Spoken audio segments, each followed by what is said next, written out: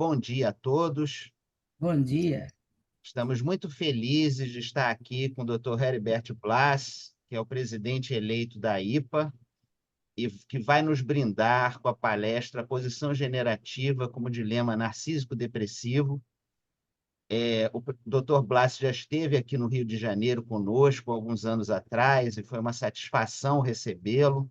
Estamos muito felizes de tê-lo de novo conosco para discutir um tema tão importante, inclusive para as instituições psicanalíticas, porque diz respeito à transmissão e o cuidado de uma geração à outra. Nós vamos ter oportunidade de explorar isso mais à frente. Então, eu queria passar a palavra para a Daniela Bormann, que é diretora da Comissão Científica. Bom dia a todos.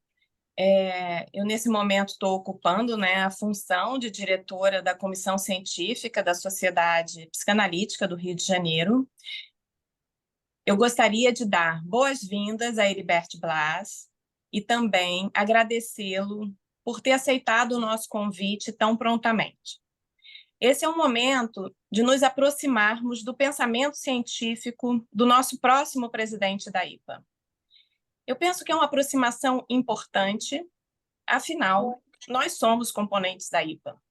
É importante que as nossas instituições estejam próximas, em trocas científicas e também em discussões sobre os caminhos da psicanálise. A Sociedade Psicanalítica do Rio de Janeiro é uma dentre as 19 sociedades e grupos de estudos brasileiros ligados à IPA. É a segunda mais antiga e vai completar 75 anos no próximo ano. Foi sociedade-mãe de diversas sociedades brasileiras. A psicanálise brasileira é pujante em produção científica, com vários pensadores importantes, é criativa e atuante no campo de comunidade e cultura. Penso que temos os elementos necessários para termos uma manhã bastante profícua. Mais uma vez, sejam todos bem-vindos e bom evento a todos.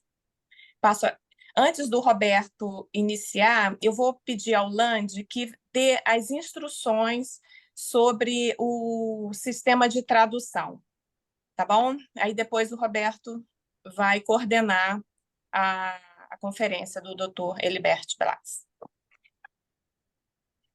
Bom dia. Então, na barra inferior do Zoom, onde tem os ícones, tem um íconezinho de um globo escrito interpretação ou interpretation, dependendo do idioma que tiver o Zoom de vocês, tá? Quem não estiver vendo o botãozinho de interpretação, mais para a direita, deve ter um botãozinho escrito mais, um círculo escrito mais. Clica ali que a interpretação pode estar lá dentro, tá? Selecionando a interpretação, vai ter a opção dos dois idiomas, inglês e português. Se vocês estiverem confortáveis em ouvir idioma original, deixa no idioma original, não tem problema. Se não, escolhe o idioma que quer ouvir e clica nele e vai passar a ouvir a tradução daquela sala, tá bom? Acho que é isso. Qualquer coisa, me manda mensagem que eu passo para vocês. Bom, eu gostaria de apresentar o Dr. Heribert Blass. O Dr. Blass é analista de data em psicanálise de adultos, crianças e adolescentes, especialista em medicina psicossomática, psicoterapia e psiquiatria, membro da Sociedade Psicanalítica Alemã e da IPA, presidente da Federação Psicanalítica Europeia de 2020 a 2024, presidente eleito da IPA desde 2023.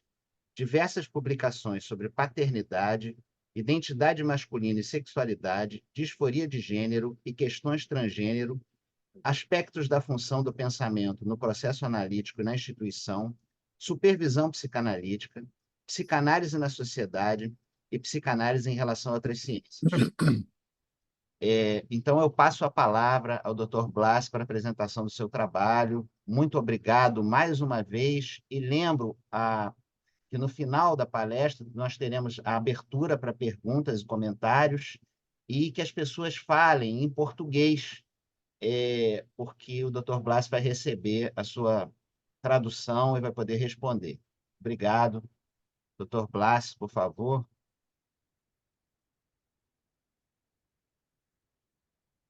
Yeah, thank you very much. Bom dia, caro Roberto, cara Daniela e caros colegas. Muito obrigado pelo honroso convite. Estou muito satisfeito por poder falar com vocês, mas infelizmente só posso continuar em inglês. Sorry for this. I hope you could understand my try to speak a little bit of Portuguese. I just told already in the beginning before we met that I like to listen to Portuguese. It's a wonderful musical language, but unfortunately, I'm not able just to speak it. So I have to continue in English. But I really want to thank you all very much that you are here also on this pleasant sunny day, I think in Rio. Also here where I am in Germany is also a pleasant sunny day, so we can also meet under the sun all together throughout the world. Yes, my topic is, as Roberto said, something about the generativity of each person, but also of institutions, and I'm very eager to hear from you, your discussion points and your opinions, but I will start. I will start with an example of a 9-year-old boy, which I called Juan, and who, during his high-frequency psychoanalysis with me, which had going on for 2 years, laughingly asked me several times, he said, "Come on, let's have kids." So the fantasies of sexual union and having children with me seemed natural and not strange to him.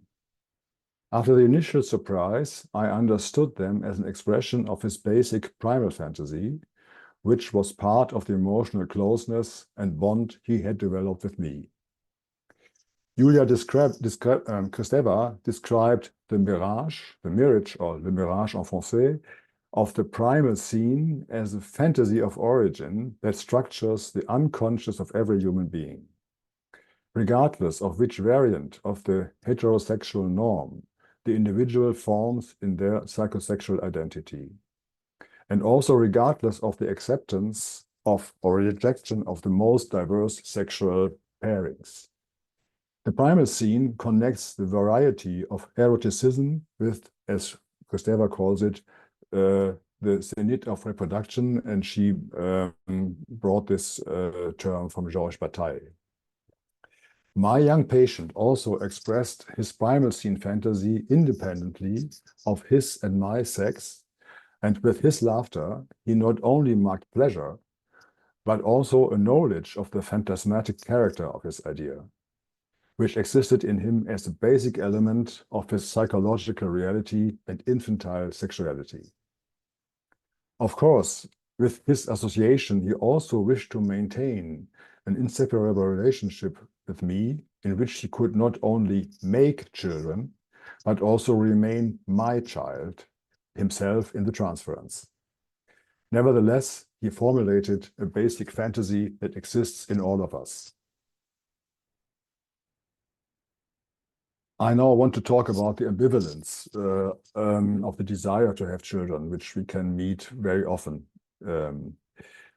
However, the general and early existence of generative fantasies does not necessarily lead to an immediate desire for biological reproduction in adulthood, because like everything in the world of the soul, even the conscious desire for a child is associated with inner conflicts, which can of course take on different degrees of expression between conscious and unconscious.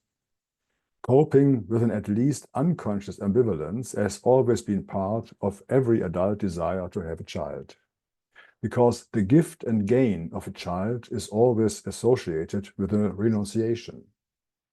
The psychoanalyst Molinsky coined the simple-sounding formula that takes into account psychological and social factors. He said, "A child is an oral competitor. It costs time and money." Molinsky was able to prove that it was above all the unconsciousness of ambivalence that led to the occurrence of pregnancy complaints, such as persistent vomiting or cramping of the cervix, in women with a conscious desire to have children. I was able to experience for myself in a dramatic example that corresponding ambivalence conflicts also occur in men. When a man repeatedly develops seizures during his wife's consciously desired pregnancy and only became seizure-free again after an abortion. The unconsciously feared competition with the child had driven him into such an archaic, angry despair that he failed as a supportive partner for his wife. And he tragically suffered an abortion, and she tragically suffered an abortion in an obvious conflict between her unborn child and her regressed husband. It is therefore all the more welcome when ambivalence and conflict in relation to one's own reproduction can be consciously dealt with. In conjunction with medical progress, at least in our Western world, this has led to the widespread idea that we are no longer subject to biology that determines our fate, but can decide autonomously about the pros and cons of having children with the help of contraceptives or reproductive medicine. The resulting decision-making dilemmas are no longer only discussed in private, but more frequently in public, in various print media. For instance, in her book Motherhood, Sheila Hiti wrote about her ambivalence, or the German author Vera Braunschweiger titled her Manifesto, in German Kinderfrei statt kinderlos, which means child-free instead of childless.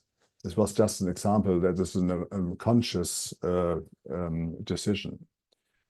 I also like to mention the journalist Johanna Dürholz in Germany, who in 2 newspaper articles published 9 months apart, not by accident, I think, where she asked herself, in the year 2018 and 2019, where she asked herself whether she, as an almost 30-year-old woman, wanted children now. In her first article, she described her indecision and uncertainty as to whether she likes children because of a maternal instinct or because of a social norm. But in any case, she stated, I quote, "And yet the question of whether I want children is always present." End of quote. And in her second article, she focused primarily on the continuing inequality between women and men in terms of reconciling their own children with a professional career. And she convincingly demonstrated the usually more serious sacrifice for women if they did not want to go on what she herself called a reproductive strike. She also mentioned with anger the fact that after her first article, she was called by a reproductive physician who wanted to talk to her about her fertility span and the freezing of her eggs. She concluded by mentioning an unmarried and professionally successful friend who became pregnant shortly after her 30th birthday and was very relaxed. So while here the desire to have children seemed to be realizable in a kind of trust in the development of time, Sheila Hiti ultimately decided against having a child. I cite her article, her book, but the thought of having children always either made me dizzy or put me in high spirits, as if I had inhaled helium, like everything I had thrown myself into, only to withdraw from it just as impulsively. So the desire, end of quote, yeah? The desire to have children is therefore always present and at the same time ambivalent to varying degrees. It seems important to me to distinguish between emotional inner conflicts and psychosocial conflicts, such as the compatibility of children and work, even if there are interdependencies between the 2 areas. The conflictual nature also applies to men, as the percentage of fathers taking parental leave in Germany is increasing, albeit slowly, from 29% in 2015 to 26% in 2022. The issue of possible sacrifice, of freedom, of a partner, of professional autonomy, nevertheless plays an important role for all potential fathers in my practice. They also share the desire to make a conscious decision about their fatherhood. In the following, however, I would like to concentrate more on the often unconscious basic psychological constellations and conflicts associated with human reproduction and generativity, without considering the psychological aspects to be insignificant.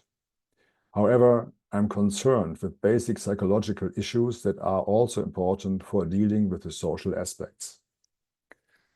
These basic constellations include the fact that, alongside the creative mirage of the primal scene and the zenith of procreation, there is the possibility of destructive hatred of one's own offspring, the most radical form of which culminates in infanticide.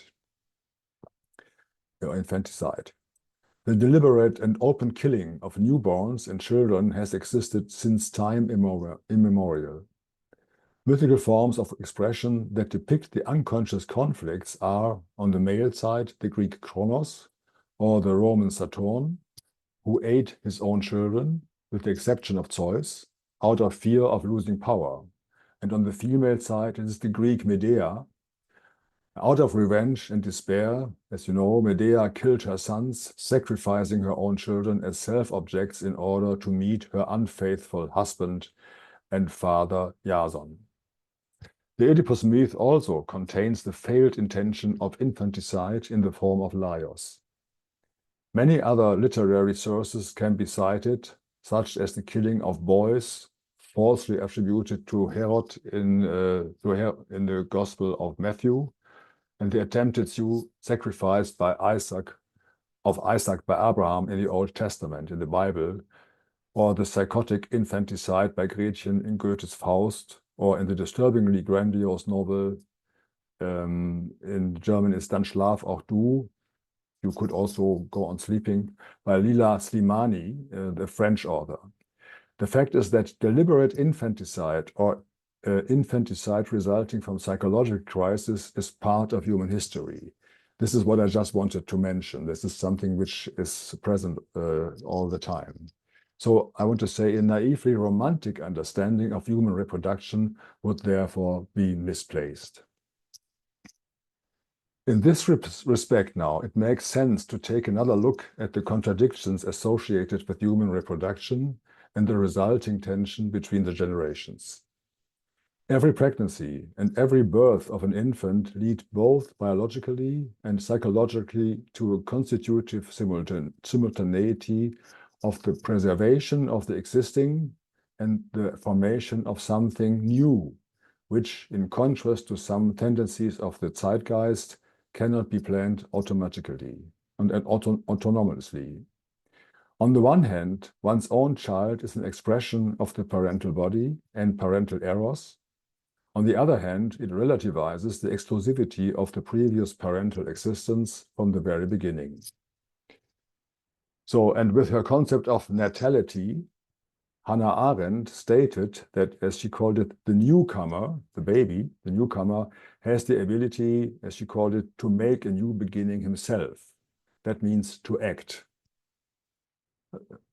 This fits in with a statement by the philosopher Levinas, who wrote in relation to procreation and the child, I quote Levinas, "Eros puts an end to the return of the ego to itself."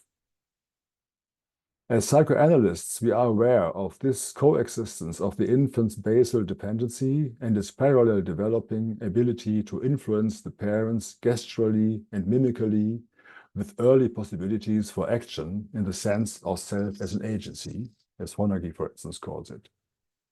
This reciprocity can therefore be viewed sometimes from the perspective of the parent and sometimes from the perspective of the child. From the parental perspective, self-proclaimed so-called antinatalists have emerged in the public discourse in recent years, who, as arguments against having a child, either emphasize the already mentioned individual childlessness as a positive choice over the perceived deficit of childlessness, or regret their motherhood, or propagate conscious childlessness as a collective means of averting further overpopulation and the resulting uninhabitability. In this sense, the Belgian philosopher Théophile de Giraud proclaimed an antinatalist manifesto, and spoke of the art of guillotining the producers.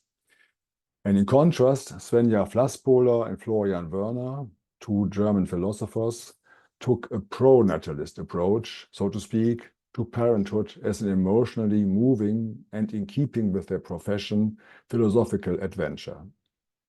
Not least, the antinatalists have opened up a new ethical debate with their reference to the growing world population.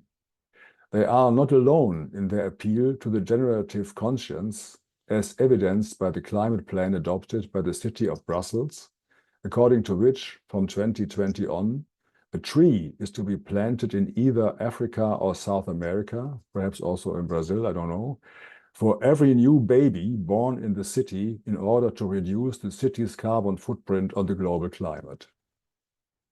With the conception and birth of a child, a kind of ecological debt to the community now emerges, which is combined with the previously described debt to the individual from the child's perspective.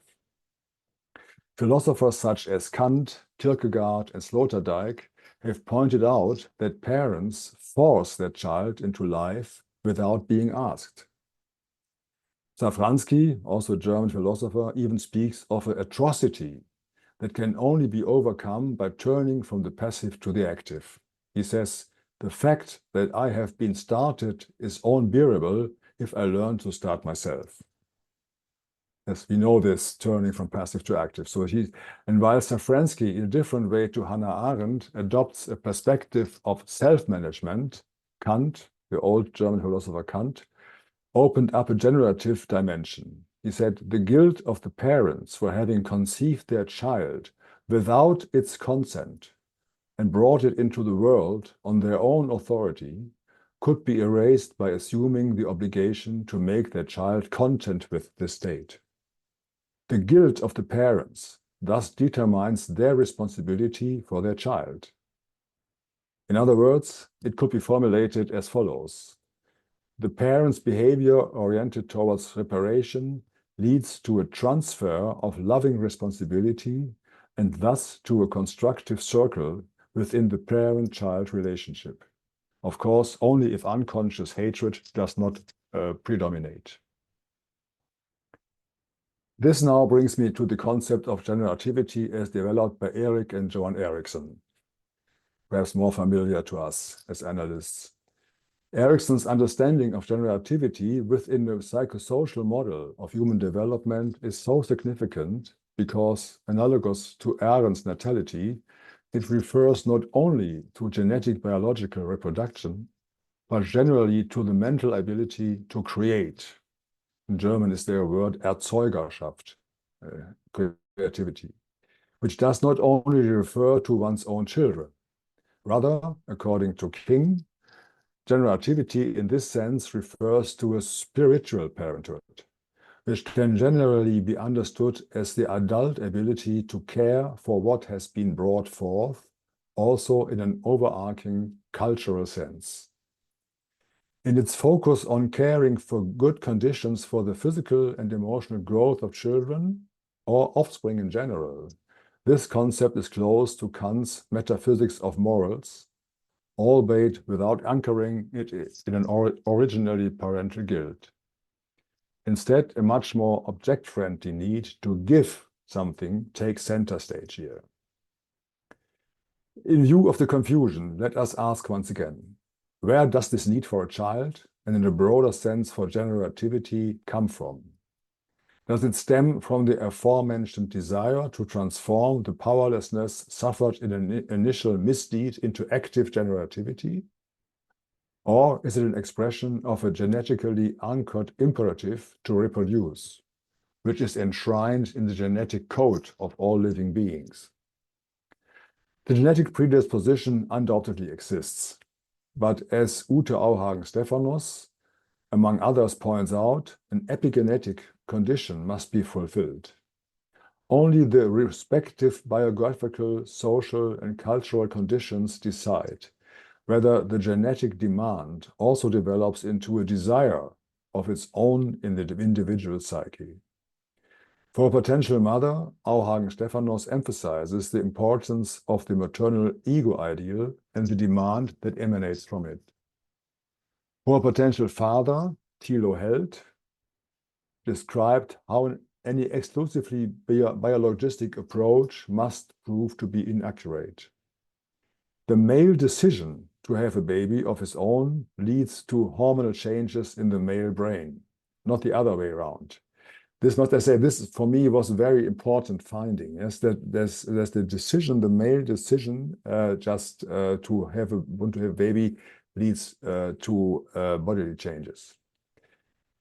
So so the male decision to have a child. This means an emotional, mental act, and the caring attention after birth turn the male brain into a paternal brain. Until around the 18th month of the child's life, the paternal brain converges with the maternal brain, with oxytocin and prolactin levels rising and testosterone levels falling significantly. Accordingly to Israeli neurobiologist Ruth Feldman, this hormonal change is even more pronounced in homosexual fathers as primary caregivers. Also very interesting. On an emotional level, these changes are accompanied by synchrony and an emotional match between two attachment partners, which also strengthens the synchrony between parent and child. The emotional advantage that women and men have in common is the development and deepening of a feeling of happiness. And wanting to feel happiness is a powerful motive for the desire to have a child and, in a broader sense, for the need for cultural generativity. I believe that the genetic code, the original fantasy of the primal seed. Sorry? Yeah. Can I go on? Yeah, okay. So I believe that the genetic code, the original fantasy of the primal scene, and very different, sometimes contradictory individual motives can lead to the desire to reproduce and take on parenthood, whether it's biologically based or exclusively psychologically oriented. Contradictory because, from the parent's point of view, a child can be both an expression of an eros that points beyond oneself in the sense of Levinas, and the need to complete one's own feelings of lack. The two motives are often intertwined. Psychologically, however, I think that a need for generativity can exist in people that is not only based in making amends for a misdeed, but is also founded in the experience of happiness and love through the passing on of one's own subjectivity, as well as an encounter with a new subjectivity of the child or the person entrusted to one's care. This does not exclude the 18 reasons for which, according to Winnicott, a mother can hate her child. In favorable circumstances, it is the same mother who does not allow her hatred to become destructive. However, it's inescapable, and this brings me to the title of my work, that a narcissistic desire is at the beginning of every generativity. By conceiving a child, or by fathering, or by taking care of offspring using their subjectivity, humans want to overcome the limitations of their lives. A personally significant part of them should continue to exist, be it as a certain duplication, or at least a partial continuation of themselves or their love partner beyond biological death. This is a deeply narcissistic need, and it's one option to speak of an atrocity here. However, this narcissism can also take on another quality and turn into object love. Here I follow Alice Barlind, who stated that, I quote Alice Barlind, "The child born is always also the child wanted by the mother." End of quote. I would to add at least unconsciously wanted by the mother. Yeah? But this potentially contains the recognition of the child as other, the step from narcissism or to object from the parent's perspective. Of course, there is a basic narcissistic motivation, like to be found in statements of patients who, in view of their desire to have children, spoke of wanting, as they called it, to realize themselves or have a child for themselves or pass on their own experiences. For several patients, the desire to have a child also had a function of wanting to compensate for or undo their own traumatic experiences by identifying with their own child, in that everything should be completely different from their own childhood. With such a motivation, the danger of narcissistic abuse and the denial of the child as an independent subject naturally comes closer. On the other hand, the wish for a child contains also in itself a limitation of narcissism, due to the inevitable and growing awareness that every child becomes a person of her or his own. This is connected with the unconscious representation of one's own parental couple, related to the prevailing fantasies of the primal scene.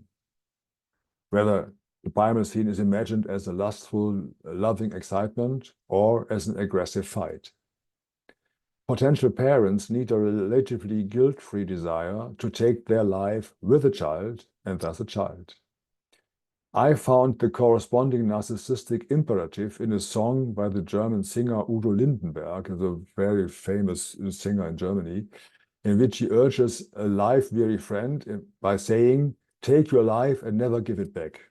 So this is the title of the song, "Take your life and never give it back." And this, in the German language, there is a suicidal connotation, because to take one's life can equally mean to kill oneself. Yeah?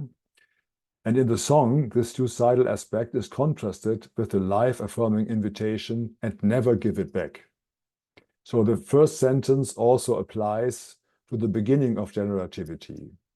One must be sufficiently narcissistically demanding and be able to consider oneself worthy enough to want to reduplicate oneself with at least half of one's own genes and ideas. In order to continue generativity, however, the second request needs to be supplemented. And this I was playing a little bit with the sentence. Yeah?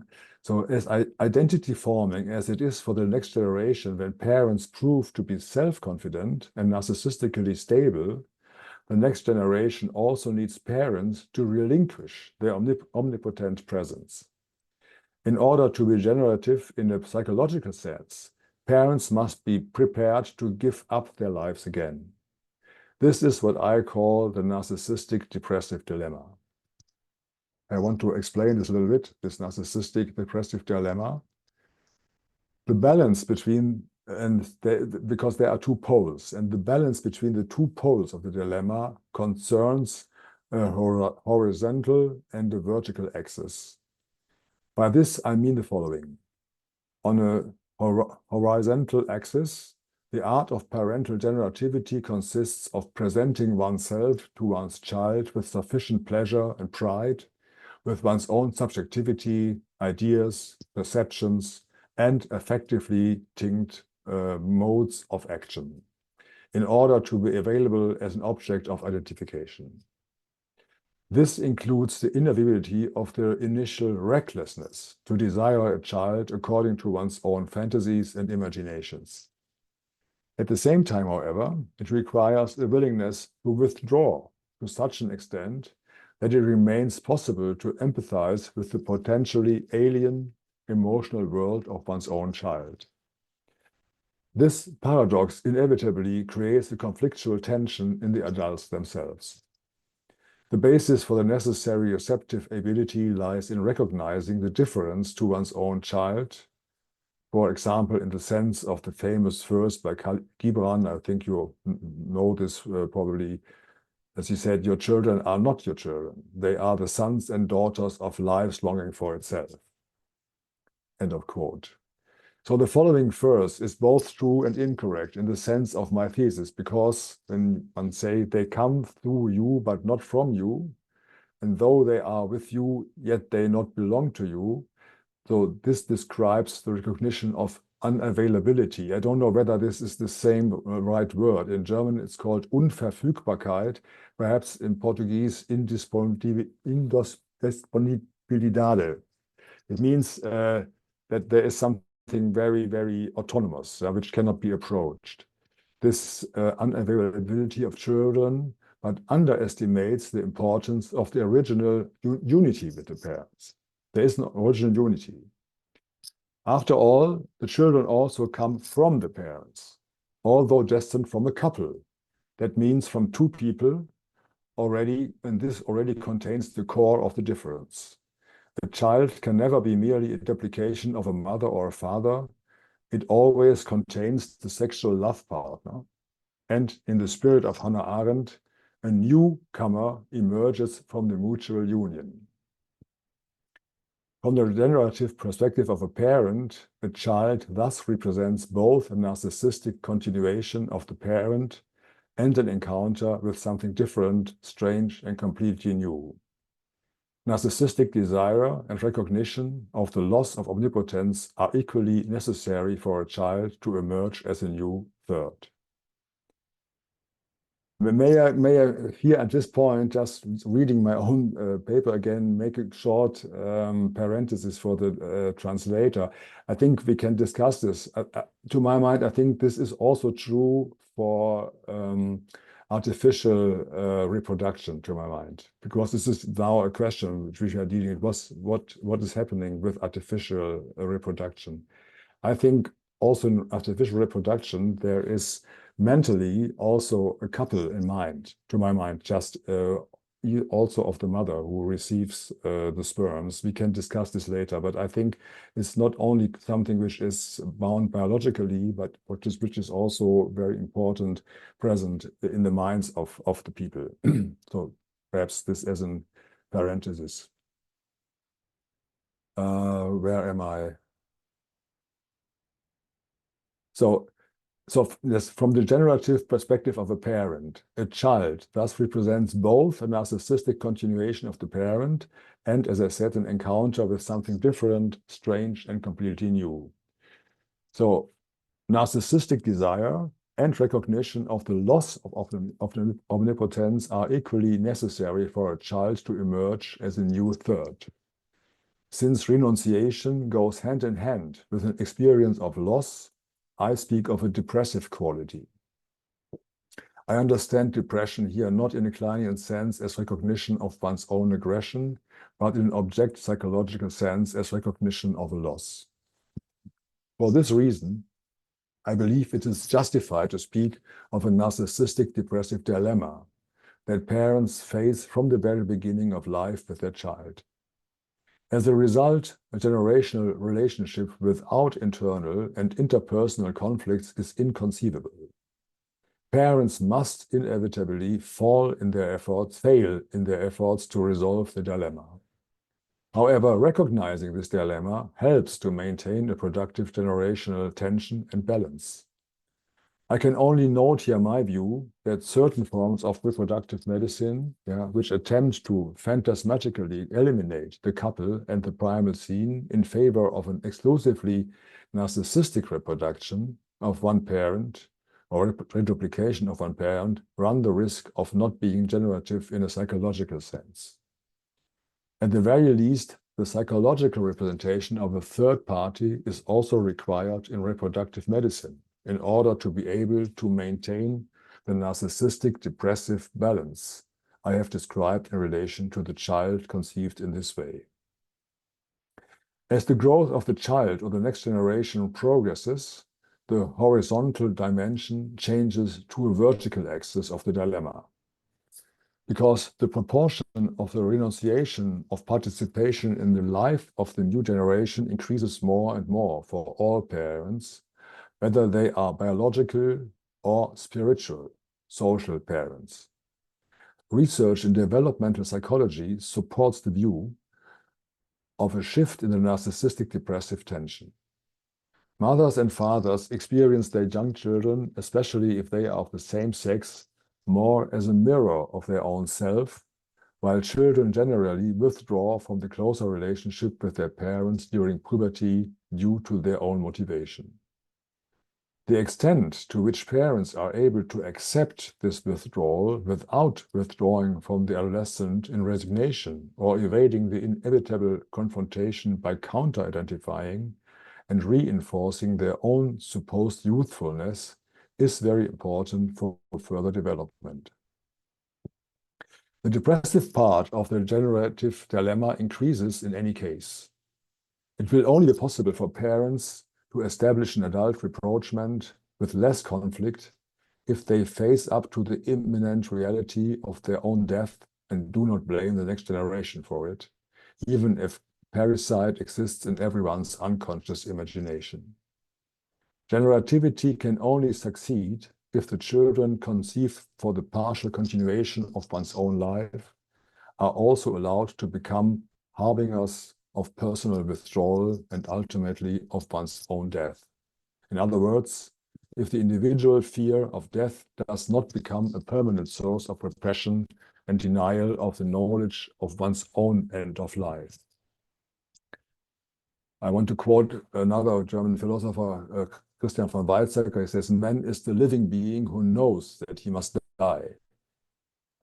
So the individual fear associated with this knowledge is perhaps easier to bear if it becomes possible to integrate one's own self into the generational sequence of organic life and, on a human psychological level, the representations associated with it. To quote von Weizsäcker once again, "In human maturation, we die many deaths. The death that is past is always a path to new life. The death that is covered up is a banishment into death. In the end, the flying arrow, which according to Jean-Paul is the shot at man at the moment of birth, this flying arrow reaches the bodily self, my self, as we say ambiguously." This is translated from German. I hope it's understandable. It should be added that an acceptance of this fatal hit helps the next generation to shape their own lives anew and creatively using their parents' inheritance. The figure of Laios embodies the opposite attitude. His failure to see his own son as the cause and not as best as the representative of the arrow shot at him ultimately led to his murder and the subsequent tragedy of Oedipus. It should also be added that the recognition of this individual die and become, this is a term from Goethe, also takes place in cultural and institutional time relations when former carriers of culture, as we call it, are replaced by new carriers of culture in institutions and the accumulated cultural assets are handed down. This is something which is related to our institutions. I will come to this later because we as analysts are also carriers of culture in our own institutions, but I will come to this later at the end. I first want to give you two brief case studies, perhaps to illustrate what I mean. And I would like to illustrate the two poles of the narcissistic depressive conflict with two different brief case studies. I will start with Mrs. A woman in her mid-30s, and she repeatedly considered in her analysis the question of whether she could become pregnant and have a child. She vacillated between her wish and her deep fear that she would not be able to be a good mother to her potential child because she had experienced her own mother as emotionally hard and mechanical and her father as emotionally defensive. Her self-image was characterized by the conviction that she could not put herself at the mercy of her child because she did not trust herself to respond sensitively to her child and therefore saw herself as a potential danger to it. On the other hand, her desire to have a child returned again and again, all the more so as her relationship with her husband became emotionally closer in the course of her analysis. However, she suffered from a series of phobic ideas, which, at their core, contained her unconscious and repressed anger towards both parents, which she unconsciously feared would poison her own child. At the same time, she seemed desperate in the face of her own feeling of being bad and, as a bad mother, better not to have a child. She often accused herself as reacting, as she called it, completely irrationally, and of only being able to cause harm to a child with her phobias, which were mostly characterized by somatic discomfort. She lacked a positive narcissistic balance in her self-experience, which posed the question for me in the analysis of whether I could address her narcissistic deficit more or find her conflicts about anger and feelings of guilt associated with the self-accusations in the transference. Of course, this is not a contradiction in terms of treatment, but the revival and working through of her feelings of pain and her associated anger at not being considered worthy enough by her own parents for a deeper effort at emotional understanding proved to be the central focus. She initially remained friendly and reserved towards me, and even thanked me several times for the opportunity to have space and time to talk. It seemed important to be able to perceive me as an approachable person without too much ambivalence. Over time, however, I got the impression that she was also expressing an unspoken anger towards me with her self-incriminations. So one day I asked her what it was that bothered her about me that she was accusing herself of. After a shocked silence, she replied by asking if it was possible for me to close the window, which was ajar. It was good to have fresh air, but she couldn't be sure if any of her words could get outside. This is something what she said. It was good to have fresh air, but she was afraid that she could be listened to. I replied, yes, I wasn't looking after you well enough. That disappoints you, of course, and makes you angry with me.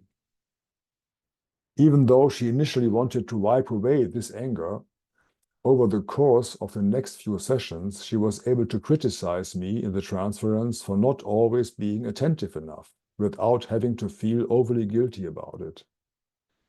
Gradually, she was able to begin to feel less bad about her aggressive impulses in the transference, so that her narcissistic deficit also decreased.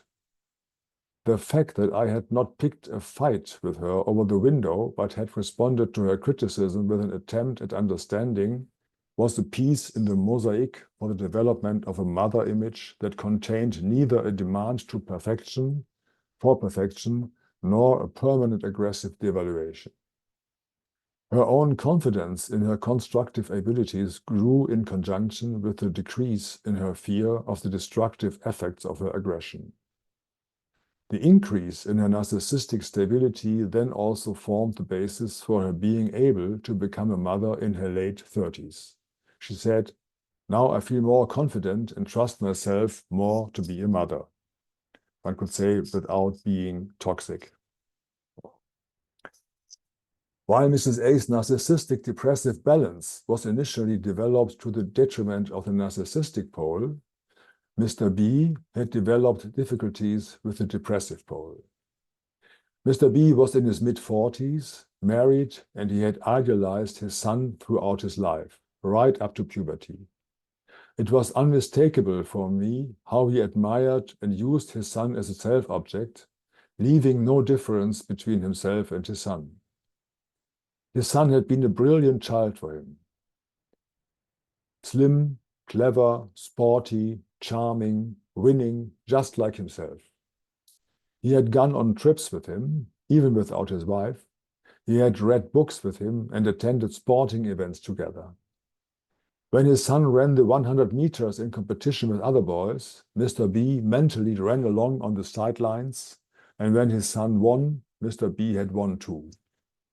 I can't go into Mr. B's biographical background now, but he had fallen into a mental crisis when his son left this narcissistic dual union at the beginning of puberty.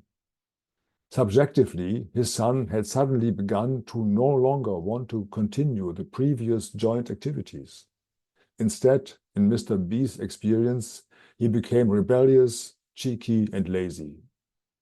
His son's school and sporting achievements collapsed, and Mr. B reacted to this change with increasing dismay and irascibility.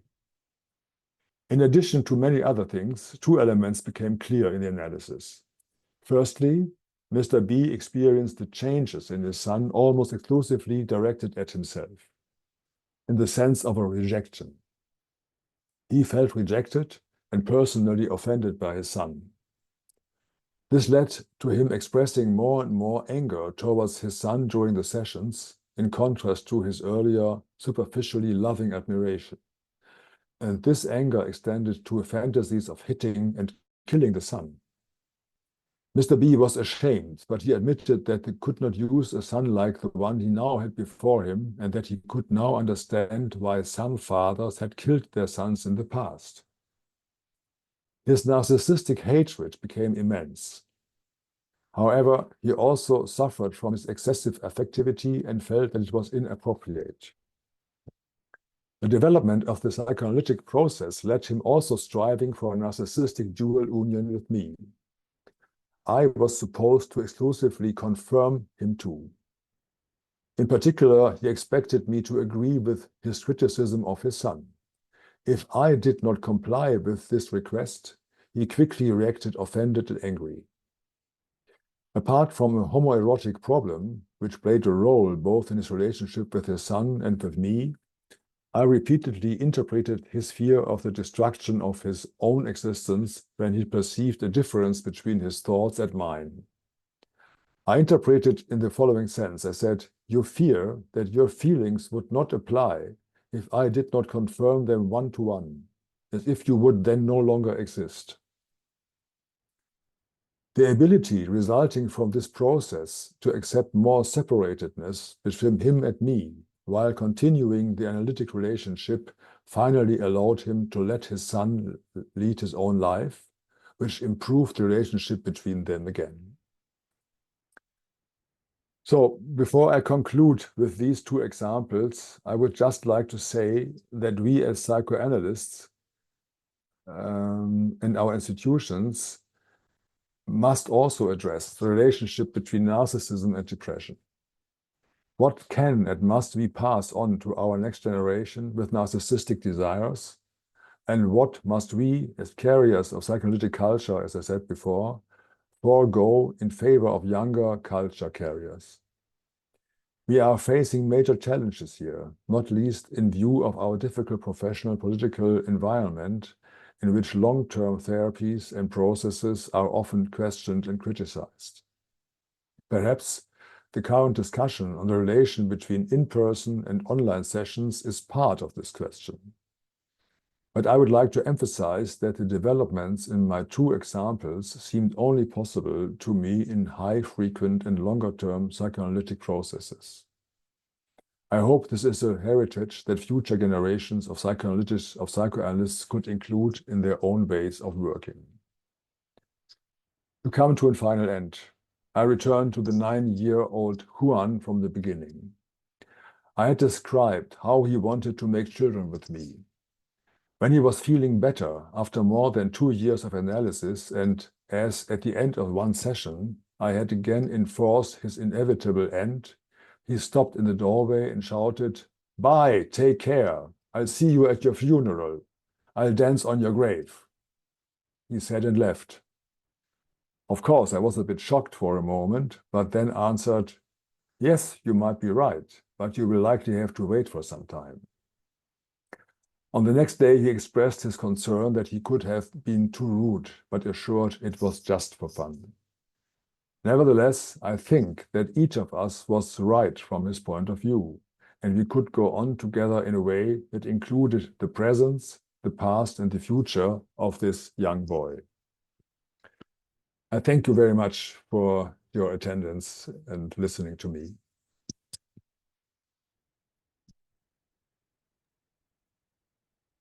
Eu agradeço a apresentação fantástica, um trabalho muito instigante, né? Quer dizer, o Dr. Blass começa falando do desejo de ter filhos e da ligação profunda do desejo de ter filhos com a cena primária, né? E as fantasias primitivas, seguindo, né? Falando sobre a questão da ambivalência sempre presente no desejo de ter filhos e relacionando isso a, vocês me desculpem o alemão capenga, né, a Weltanschauung, né, em que nós vivemos, né, o espírito dos tempos, e essas questões se manifestam, né, de uma maneira que tem um impacto social e cultural muito grande, né, sobre essas questões. Em seguida, essa questão, né, da a sétima fase do desenvolvimento da identidade do Erik Erikson, que é a generatividade, né, como ela está ligada a esse desejo de ter filhos, essa cena primária.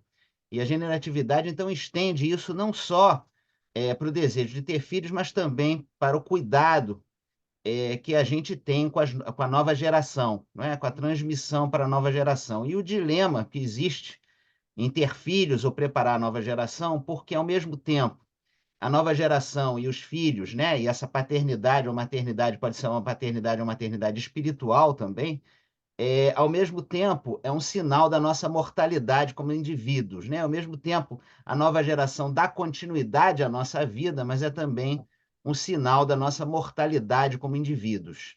E eu acho muito interessante que há uma extensão em relação às instituições. Eu vou abrir depois para que as pessoas perguntem, né? Mas eu gostaria de fazer uma pergunta específica que estende essa questão da discussão da generatividade dentro das instituições. Nós sabemos que a história do movimento psicanalítico, desde o início, ela foi uma história muito complicada, com rupturas, com cisões, com expulsões, com ortodoxia, né, em relação a novas ideias, né, e fechamento em relação a novas ideias.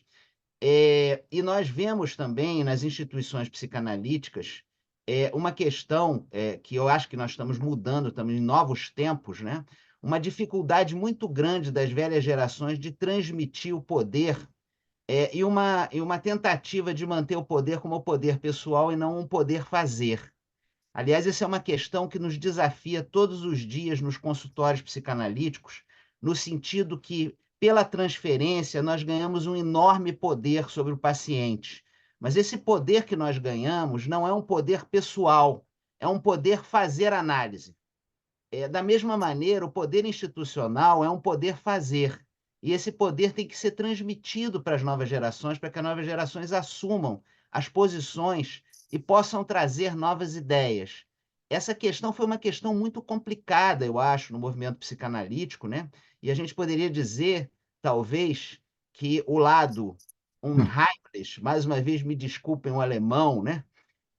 Capenga, mas o lado unheimlich do movimento psicanalítico eram os problemas narcísicos dos analistas, né? As dificuldades que os analistas tinham com novas ideias e com a questão de abrir mão do seu poder pessoal para que as novas gerações pudessem, então, dar continuidade ao trabalho. Então, eu gostaria, em primeiro lugar, que você comentasse um pouco mais sobre essa questão da generatividade dentro das instituições psicanalíticas. Yeah, thank you very much for this brilliant comments and also for this very important expanding of my ideas, which is very important just for our present and our present discussion also inside the IPA. And I fully agree. And what you say that the history of psychoanalysis is full of splits and full of fights. And I personally also think we can understand this history as a repeated failure of dealing with conflicts around generativity in the sense which I try to describe, because I think, and we are facing this now too in our situation at the moment, that we as psychoanalysts, and I think Freud, let's say Freud founded the IPA, yeah, in order to preserve psychoanalysis. It should just not be destroyed. And this is something which we all want. It should not be destroyed.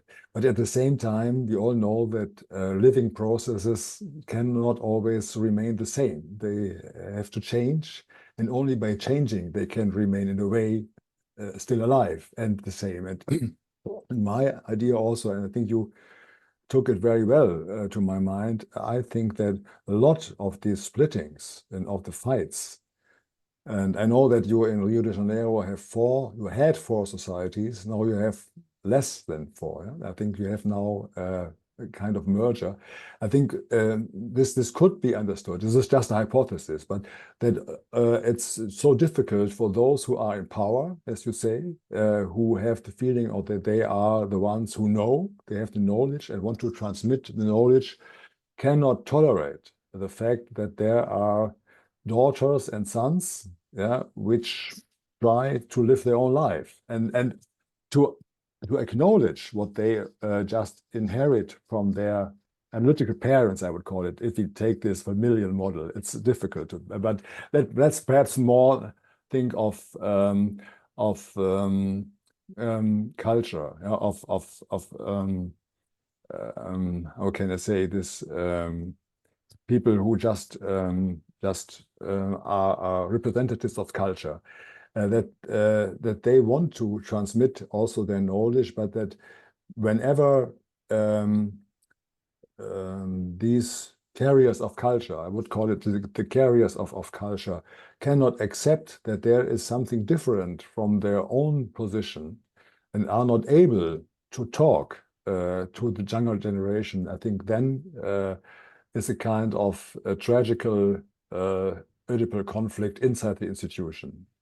So this is, for me, this is my idea, and I have some experiences also in my society where I come from, that whenever there were a deep split, I think to my mind it was the failure of the older generation. Because the older generation could not accept that they had, in a way, just, let's say metaphorically, they had to die. They could not accept their death. And so they more tended to kill their offsprings. And so this is something which I, to my mind, can find relatively often in our institutions. Um outro ponto, né? Vamos abrir já, a Olivia já se inscreveu para perguntar, né? Às vezes acontece das gerações mais jovens, né, por situações excepcionais, terem também essa possibilidade de generatividade em relação às gerações mais velhas. Eu me lembrei, e vou falar brevemente sobre isso, né, de um paciente que eu atendi no hospital público em que eu trabalho, que é um hospital pediátrico. Era um menino de 6 anos que tinha AIDS. Eu entrei no hospital e esse menino morava no hospital. Ele era filho de uma prostituta com pai desconhecido, a mãe morreu da doença. Foi um dos primeiros casos de AIDS que eu vi. Foi em 1993 que eu conheci esse menino. E esse menino era um menino assim fantástico, comunicativo, alegre, ele se relacionava muito bem com todo mundo e nós achamos que a situação dele morar no hospital não era uma situação, vamos dizer, aceitável. Começamos a trabalhar para que ele fosse adotado, né? Começamos a preparar terreno para que ele fosse adotado. Ele foi para uma instituição, né? E ele era acompanhado no hospital, mas nessa época essas crianças morriam, a doença, infelizmente, matava essas crianças. Esse menino voltou para o hospital com 9 anos de idade, muito doente. E ele se deprimiu. Eu iniciante, ficava muito angustiado de ajudá-lo, né? E eu não conseguia me comunicar com ele. Eu chegava à beira do leito, ele pegava minha mão, segurava minha mão e ficava mudo, não falava nada. Até que um dia a médica que o atendia falou para mim assim: Olha, você percebeu que ele guardou todos os brinquedos dele, né? Ele ficou só com um ursinho. Eu falei: Sim. E você sabe qual é o nome do urso dele? Eu falei: Não, é Roberto. Né? Então eu entendi, não é, que o que ele precisava de mim é que eu estivesse ao lado dele. Mas 2 dias antes desse menino morrer, eu chego ao hospital e ele está de novo alegre, comunicativo e fala: Eu quero fazer um desenho para você. E ele começa a fazer um desenho em que ele desenha, ele vai falando, vai desenhando e vai contando a história. Esse desenho aqui é o hospital. Aqui estão os leitos das crianças e à noite os adultos estão dormindo. Vem um disco voador, desce um extraterrestre e esse extraterrestre começa a brincar com as crianças no hospital. E quando vai chegando de manhã, o extraterrestre chega para um menino e pergunta: Você quer fazer uma viagem comigo? E o menino diz que sim. Então o menino vai no disco voador, parte, e de manhã cedo, quando os adultos chegam, os médicos, enfermeiros, auxiliares de enfermagem, eles têm uma surpresa, porque o hospital está todo florescendo. E o menino começa a desenhar flores e enche a folha de flores. Ele termina esse desenho, me dá o desenho e fala: eu quero que você mostre isso para todo mundo. 2 dias depois, o menino morreu. Então, nesse caso excepcional, né, a gente viu uma inversão dessa história da generatividade. Ele, na verdade, cuidou, né, das pessoas que ficaram, mostrando para ele que ele aceitava que ele ia morrer e que a vida continuava. Nós seríamos os continuadores da vida.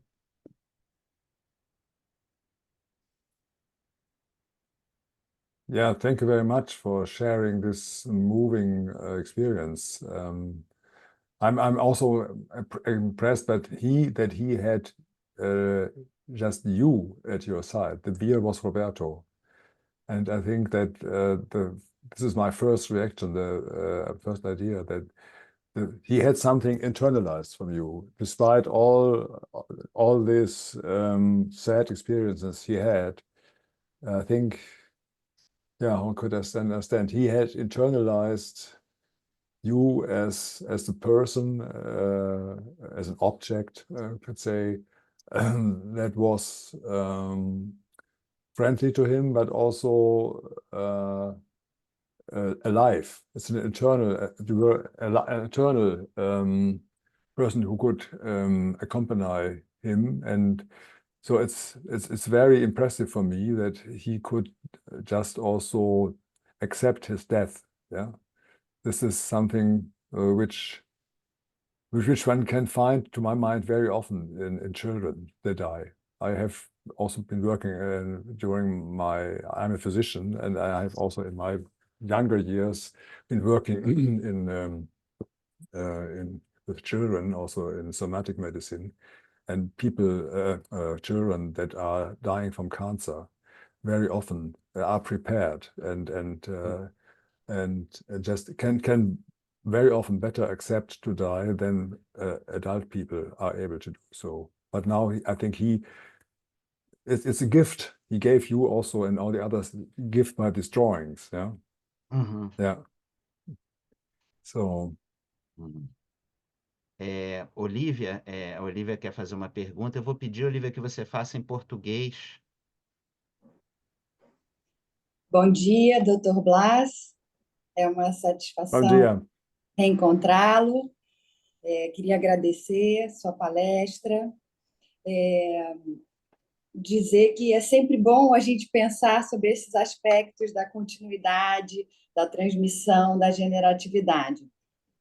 E eu fiquei pensando na questão do impacto da geração seguinte, ou dos bebês, né, ou do temperamento dos bebês, até que ponto isso afetaria a generatividade da geração anterior.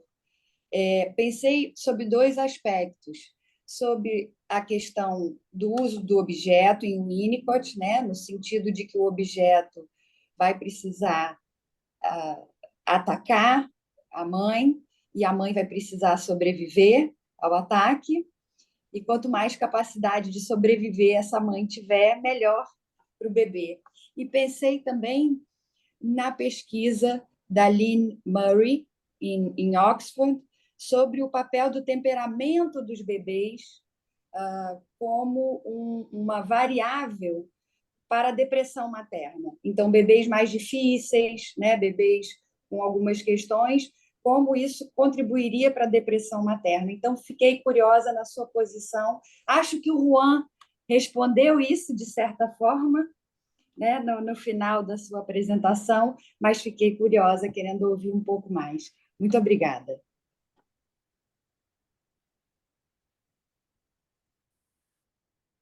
Yeah, thank you very much. Thank you very much for this excellent question, also example, because I think you add also, as Roberto did, a new aspect to my thoughts, because it's not only just unidirectional, as you say. You are absolutely right.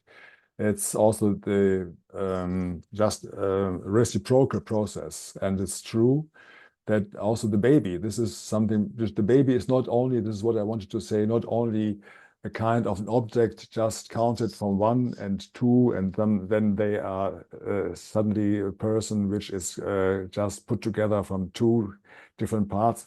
The baby brings also something new, is a newcomer with own capabilities. It's true, and it's very impressive. I think that the babies that are able to stimulate with their own moods, also their own mood and all own affects, to bring back something back to their mother and also to their fathers. And there is a certain receptivity on the side of the mother and the father, it really just can also affect depressive moods, as you say. And so it's true that also this could also be a new way, an interesting field of research, I think, how babies can also reinforce retroactively just the surviving capacities of the parents. So it's not only in the fantasy of the baby that the baby says, hello object, I killed you, and hello baby, I love you because you survived my killing. This is in short the Winnicottian term. But when the mother or the father, the same, is also able to experience their capacity, also not always to react destructively, but to overcome also their own initial reactions. I have, at the moment, I have a patient, a woman who is struggling with her 2-year-old daughter who is very aggressive, and she is always struggling. Although the baby is aggressive, but then also very kind. And what I want to say that the mother in the analysis is dealing with, on one hand, her own anger and hatred towards her beloved child, but on the other hand, she is always more confident that she is able just to overcome her own aggressive attacks, which she had been suffering from in the past. So what I want to say, and this confirms your thesis, that with the help of her baby, or her infant, it's not a baby anymore, it's 2 years old, but she can develop also as a mother and as a whole person. So I thank you very much for this idea, because one could think that generativity is something which is really a reciprocal process. And perhaps this is something, when we expand this to institutions, we also can learn from our candidates without abusing them, hopefully. Yeah. So this is very important. So we will not just exploit them narcissistically, but just to listen to them and to hear what they are telling us, and it's very, very helpful also for us. But yeah, thank you very much. I appreciate very much your comment. Yeah. Nádia? Bom dia a todos. Obrigada pela oportunidade de estar conversando com o senhor, Dr. Heribert.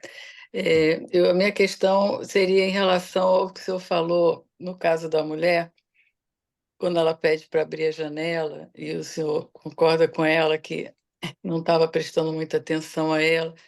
Como isso muda, não é? Não haver um desmentido na queixa dela, como isso traz uma nova possibilidade de encontro, né, do analista com o paciente.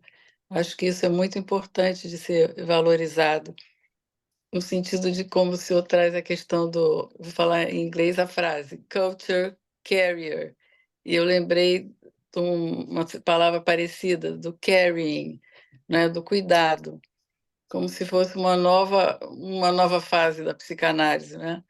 Da gente poder cuidar dos pacientes, não ter uma maneira de falar narcísica, vamos falar, né, de da queixa do paciente.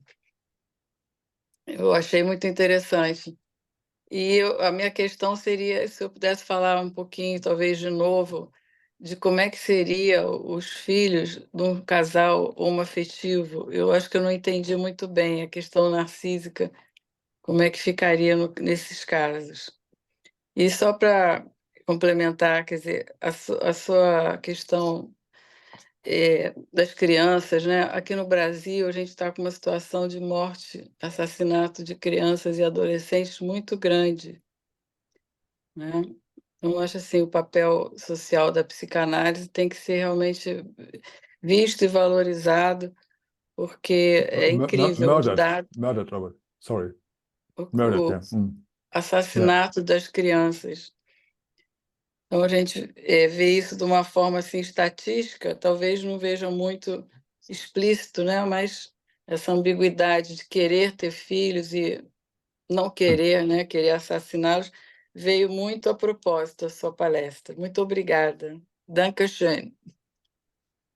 Complementando, Nádia, nós temos um crescimento, né, da violência contra crianças e adolescentes aqui no Brasil, uma situação realmente preocupante, alarmante, e nós vemos pelas estatísticas que os principais agressores são pessoas de conhecimento da família, principalmente pessoas de conhecimento da criança, principalmente famílias, dentro da família.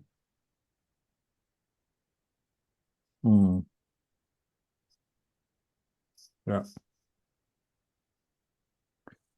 Yeah, thank you very much also for your comments. When I understood you right, there were three different questions. Yeah. Let me start perhaps with the first one about the window. I'm very glad and very grateful that you took this up, because sometimes it could be seen this as very simple, just this example. Then just what is it? What is he talking about, the window and closing the window? But as you say, it was really pivotal and in a way game-changing, and it makes also clear how we as analysts are contributing to development of psychic processes according to our own ideas. I could have imagined that also there could be colleagues, or it was also in my mind, I would say. I was also in my mind. I will not just project it to others.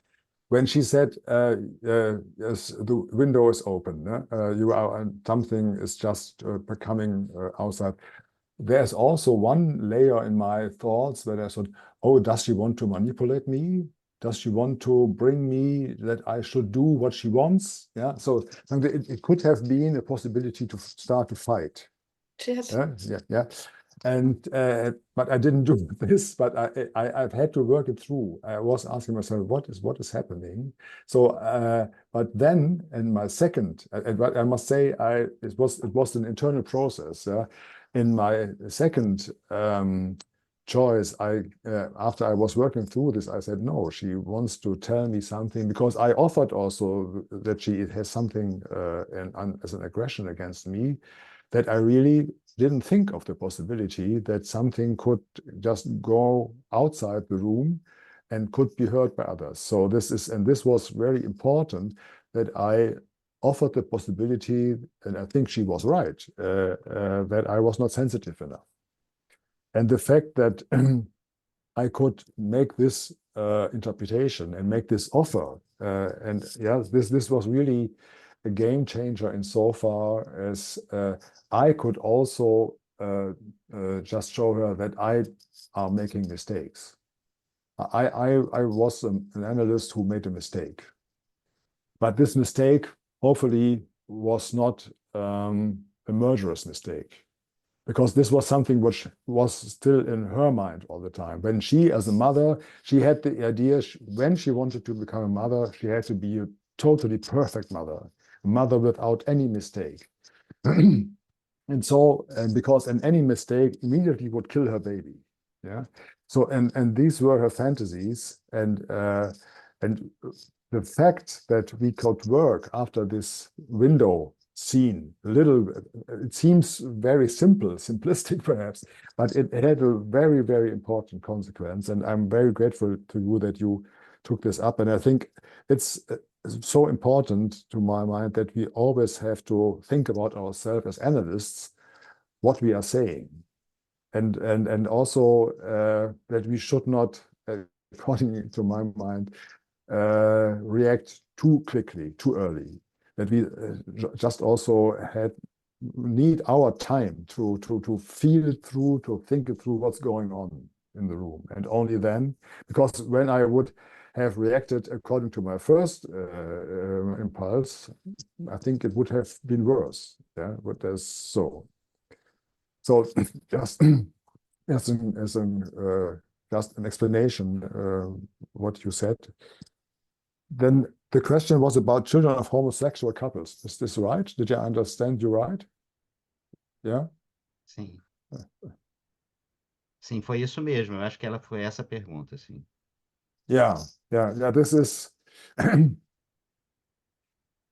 I think I must admit I have not so many experiences with this, but I think it's an interesting question. But I know two patients, two patients who had a both one homosexual man and another homosexual woman who had homosexual partners, and who were had a really deep longing for a child, and finally also had this, I would say, also they call it themselves, the narcissistic idea one of my patients, the man said, I want to live longer through my child. So there was this narcissistic reduplication idea. So, and I was, as he and his partner just got an adoptive child, I was very worried, to be honest. I was very worried when I said, oh, what will he do with this child? And it was a girl. And then I think, at least in this case, it was a game changer also for the couple, because they had, I think, similar problems as heterosexual parents have, when suddenly a third comes into the situation of the couple. And so, and they had to work through, and he had to work through, and this was the case also with my female patient, when the child came, that all the narcissistic ideas, which in the beginning had something, the quality of a paradise. There was the idea, oh, when I will have a child, when we will have a child, it will be so wonderful. Yeah? So there was this idea of I think, a narcissistic reduplication, and in connection with very dualistic, fusional idea of an idealized couple, that also idealized parental couple, which was very related to wish-fulfilling thinking. And it was very important then to work through, also in the analysis, all the disappointments that came up between the couple, and also the problems, especially with adopted children, which also have to coming of, you all know this, come with this fear that sometimes they have already had other parents and they were given back, and so they are just with this expectation that they will lose the next parent again, and they are very obsessive perhaps, and rejecting the parents. So what I want to say in conclusion, the working through of this disappointments and non-narcissistic aspects was very necessary. Yeah, and in this case, I think the child, perhaps this relates to the question whether the child can also contribute to the generativity. I must say, I was very happy that the child, both children, also helped these homosexual parents to learn more just about reducing their narcissistic fantasies. The child was very helpful to them. So, and then they then started a reciprocal process. Yeah? So you see, and I think this is perhaps not very different from heterosexual couples. So, yeah, and the last, which is very sad, this about the violence against adolescents. I don't know whether would you say this is what I don't know. Would you say this is very specific for Brazil? I so Yeah. at this Sim, moment. nós tivemos estatísticas recentes que mostram que o número de casos de violência contra crianças e adolescentes aumentou, e que essa violência é fundamentalmente praticada por pessoas que a criança conhece ou a adolescente conhecem, e é muito dentro da família, muito frequentemente dentro da família.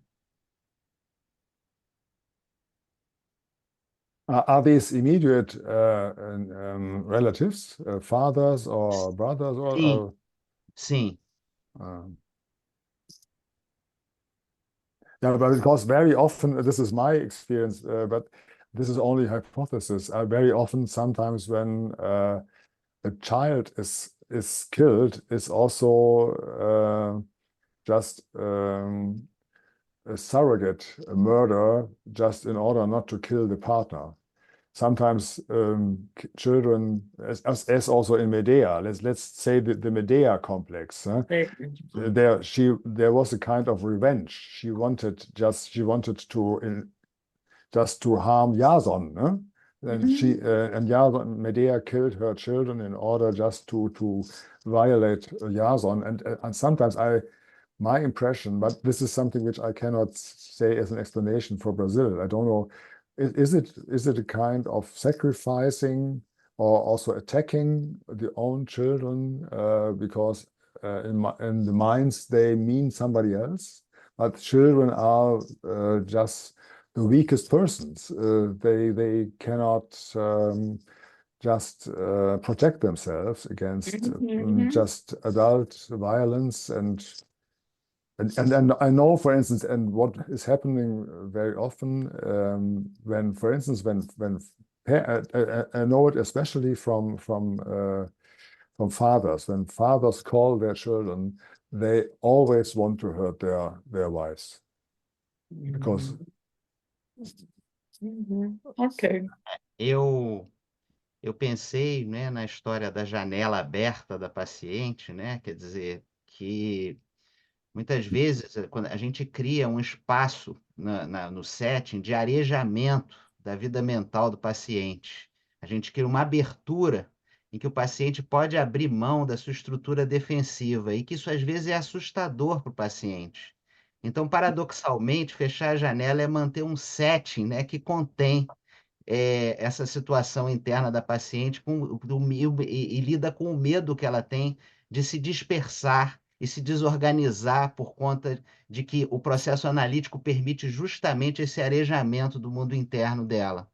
É importante a gente registrar também que um analista antigo tenderia a interpretar isso para paciente. Eu acho que quando isso acontece nesse nível, a gente tem que responder com essas ações concretas mesmo. Por exemplo, reconhecer que nós não nos demos conta e fechar a janela. Mas a Débora quer fazer uma pergunta. Yeah. Bom dia, muito obrigada pela sua brilhante conferência. Deixa eu só tirar aqui da tradução. Bom, é o seguinte, eu queria voltar um pouco à questão da instituição psicanalítica e da transmissão da psicanálise, né? É muito importante a gente pensar, você até frisou isso bem, da reciprocidade, né?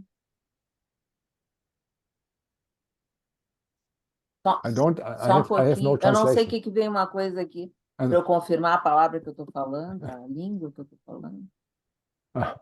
Não, acho que pode continuar. Estamos todos. Então, sobre a transmissão da psicanálise, né? A importância da reciprocidade e também da questão do narcisismo, né? Quer dizer, os analistas mais experientes transmitem, né, nos seminários, na análise didática, nas supervisões, e também aproveitam nos seminários, né, da experiência dos novos analistas, né? Então, eu gostaria de saber, dentro desse exemplo, para tentar entender um pouco melhor o que você quis dizer com dilema narcísico-depressivo. O que seria esse dilema narcísico-depressivo numa experiência institucional de transmissão da psicanálise, né? Isso é possível. Obrigada.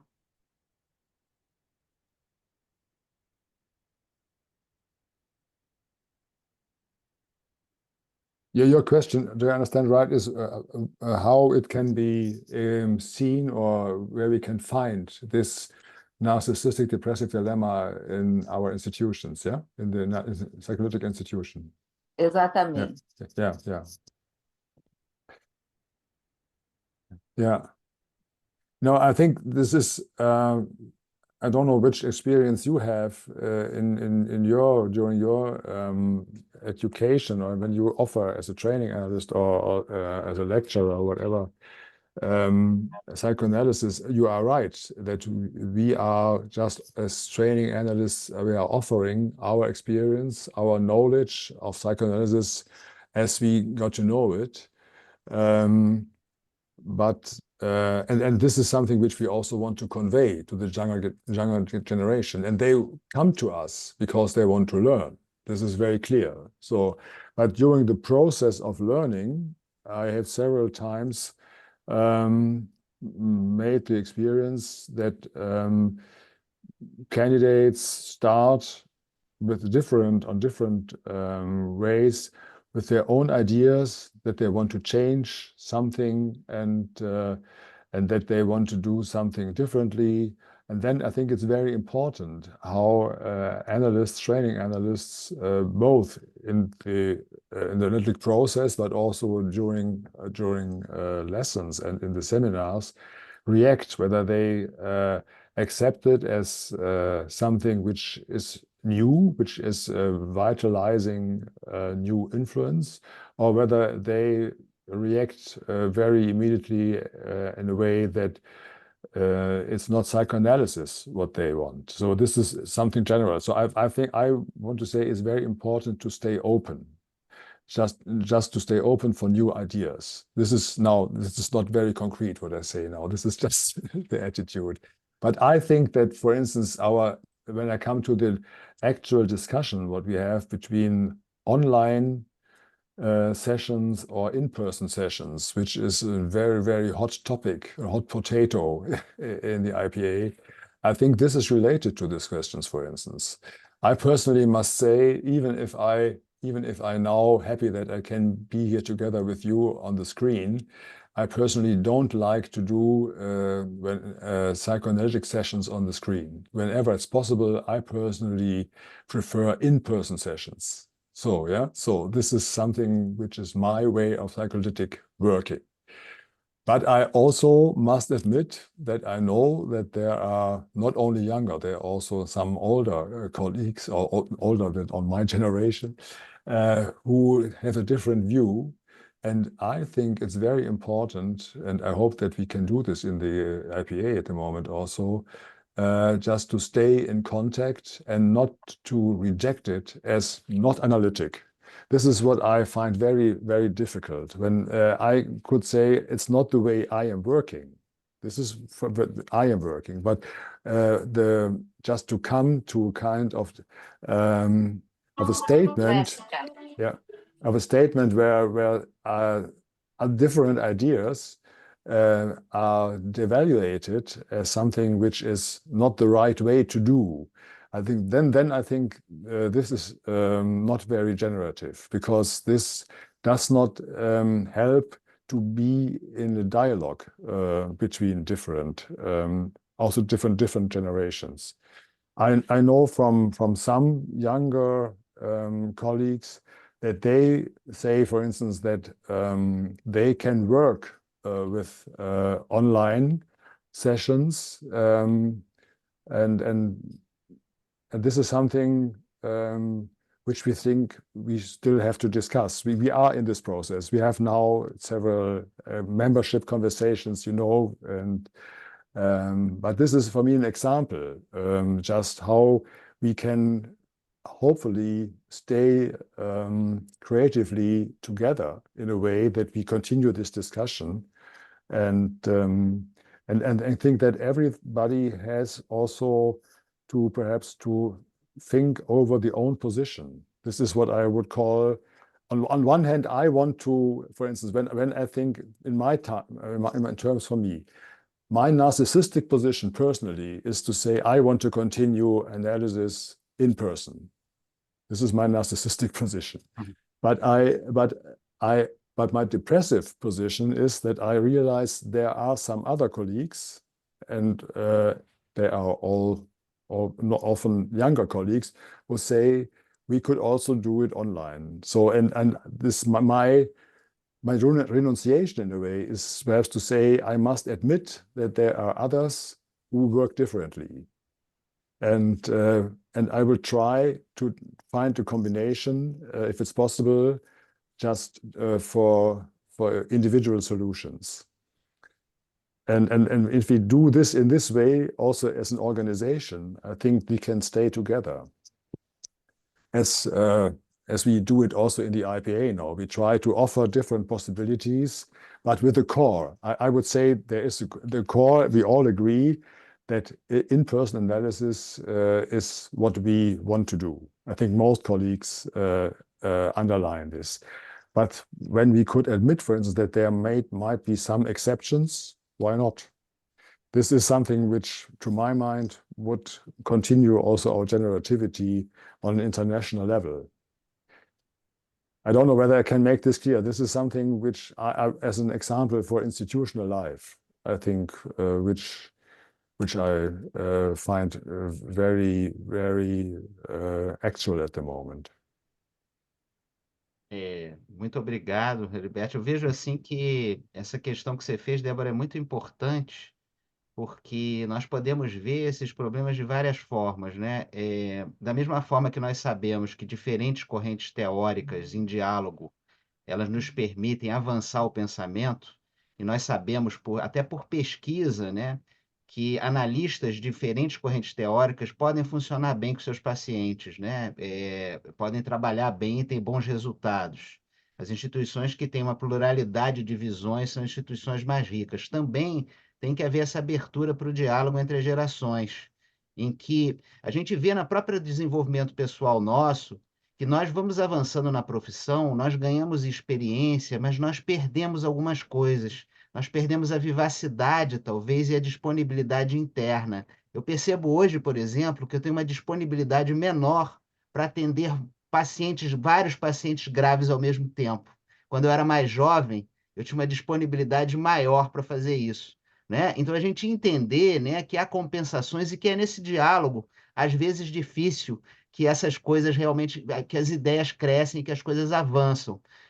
A gente viu na história da psicanálise, às vezes uma dificuldade muito grande de alguns analistas de abrir mão do seu narcisismo, não só dentro do poder institucional, né? As pessoas acharem que o poder na instituição é um poder pessoal, alguns analistas, né? Então, analistas mais velhos que querem manter o poder institucional como poder pessoal.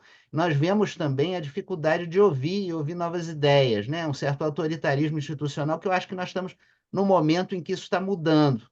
Nós estamos mais abertos para o diálogo, nós estamos mais abertos para esse diálogo com as novas gerações. A gente vê muitos profissionais também na história, né? Com muita dificuldade de aceitar que o protagonismo, a gente vai perdendo o protagonismo quando a gente vai envelhecendo e as outras pessoas vão assumindo o palco da vida, né? Então isso às vezes é difícil para algumas pessoas. Nós precisamos ter essa consciência, né? Que nós passamos a tocha para a nova geração e a nova geração vai assumindo as posições e dando continuidade ao trabalho. Mas a Carolina quer falar? Carolina, por favor. Vou desligar aqui. Pois bem, gente, né? O nosso bom dia já está chegando para o horário da tarde, quase, né? E eu queria agradecer, poder estar presente nessa reunião. Fiz uma divulgação grande para a sociedade de Recife, que eu faço parte, doutor Herbert, né?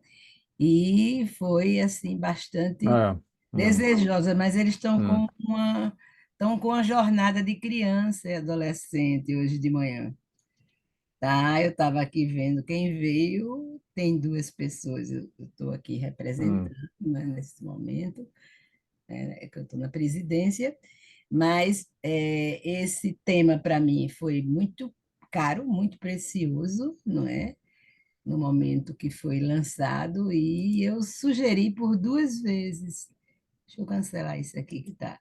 Eu sugeri por 2 vezes no nosso grupo de WhatsApp que não perdessem quem pudesse participar, porque é um tema que você traz, não é? Uma possibilidade da gente entender a importância dessa questão da interação, da alteridade, tá? E você trata isso exatamente com uma clínica vivaz, uma clínica rica, uma clínica onde as coisas que vieram de trás, elas são revividas, que já é da própria psicanálise, numa transferência, mas numa transferência muito ativa, muito cuidadosa. Eu gostei muito de ouvir a forma como você lida com seu paciente, tá certo?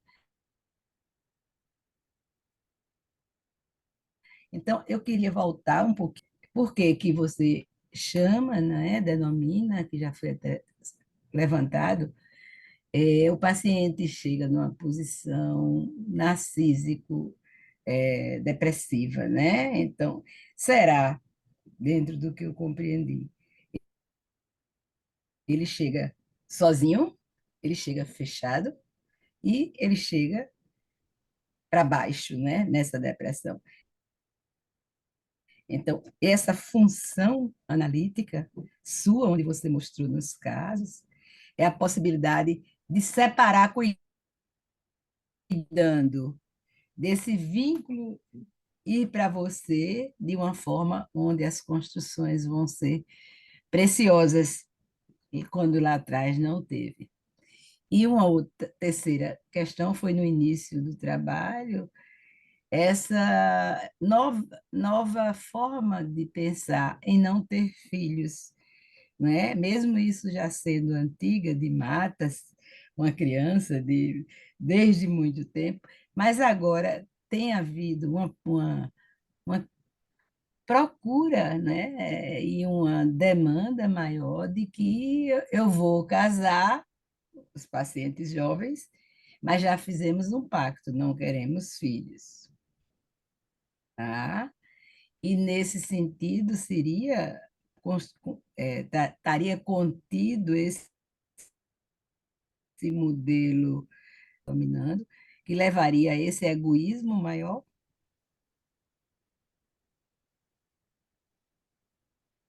Aí eu lembrei do livro de Elizabeth Badinter, né? A Elizabeth Badinter, que há muito lançou o mito do amor no Estado, né? Bem, foram essas questões que me chamaram a atenção.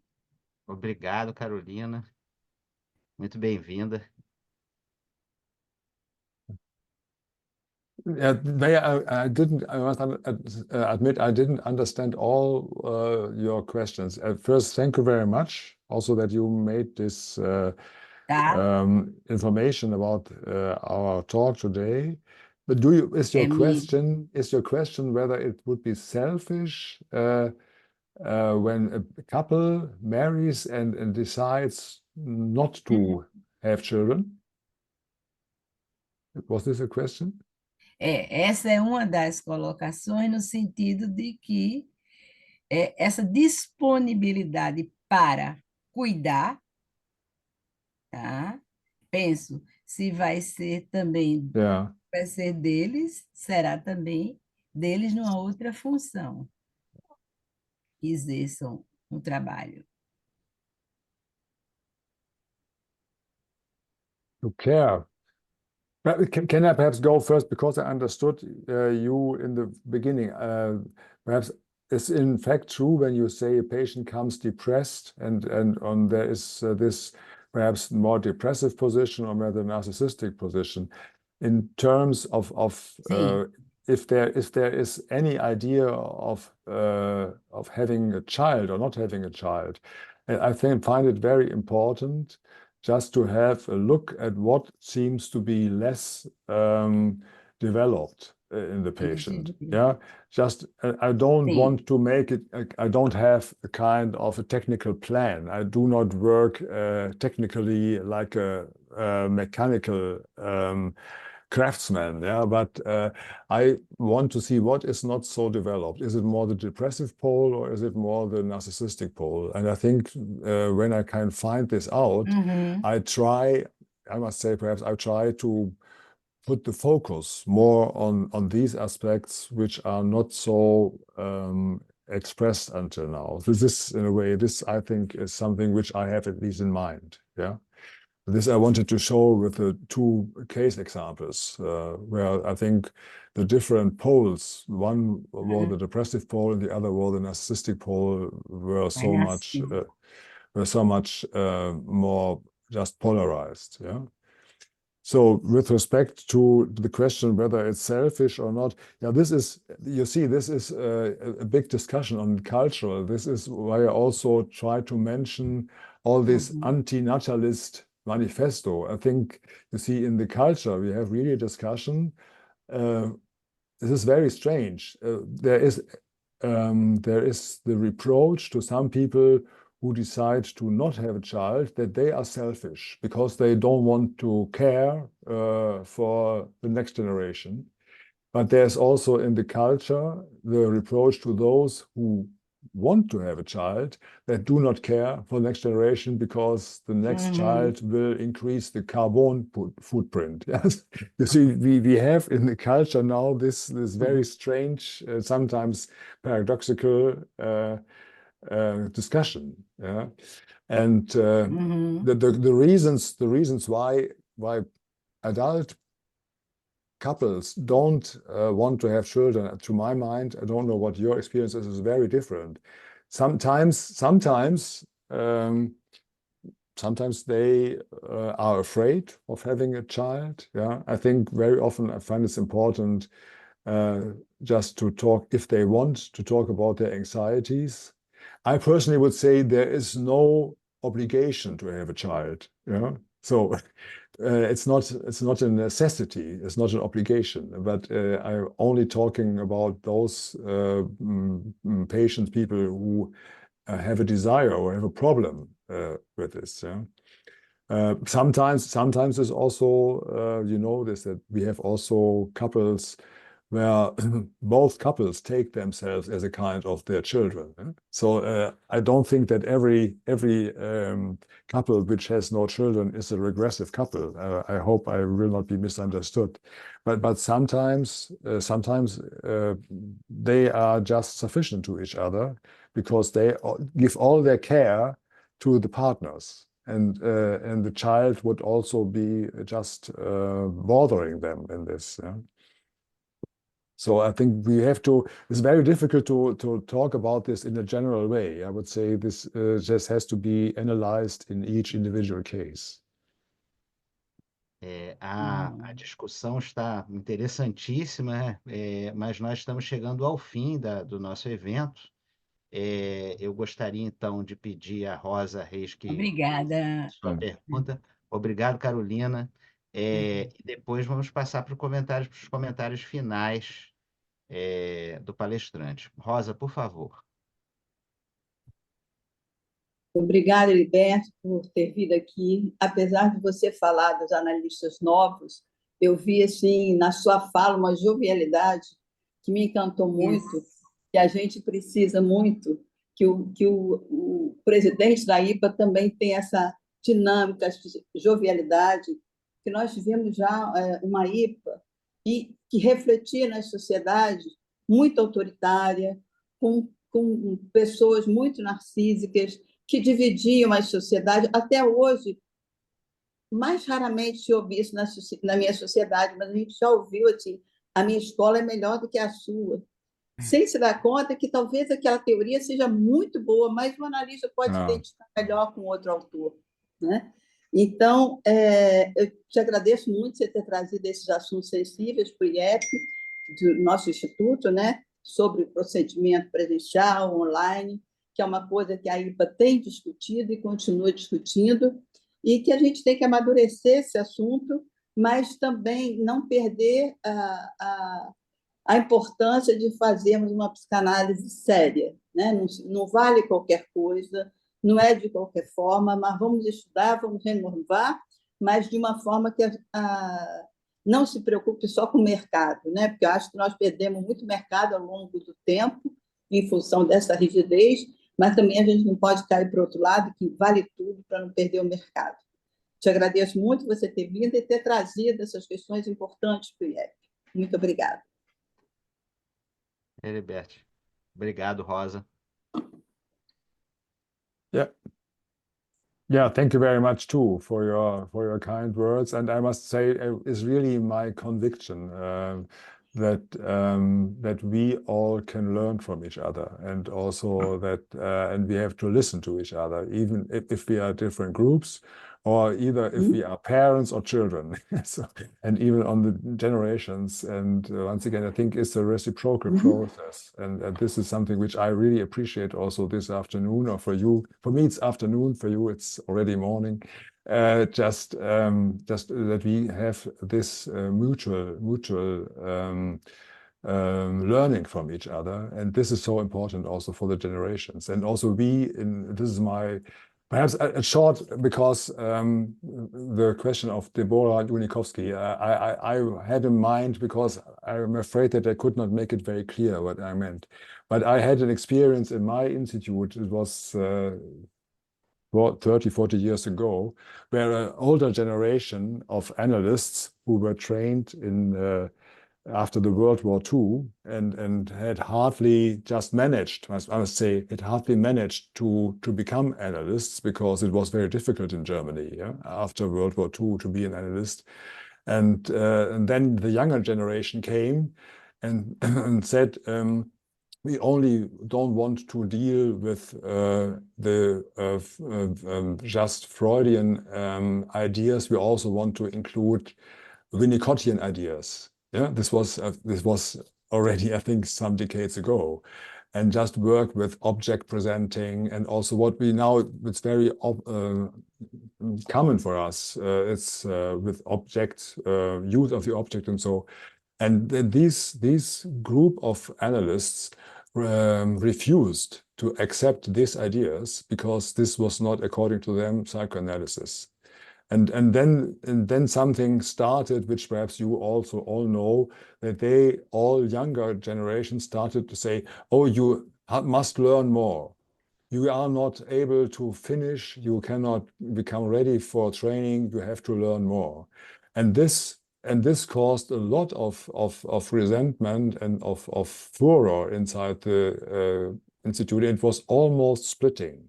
When we think in terms of splitting, it was almost splitting, and the refusal of the older generation to accept new ideas was so detrimental, and it could only just avoid it by intervention from a third party.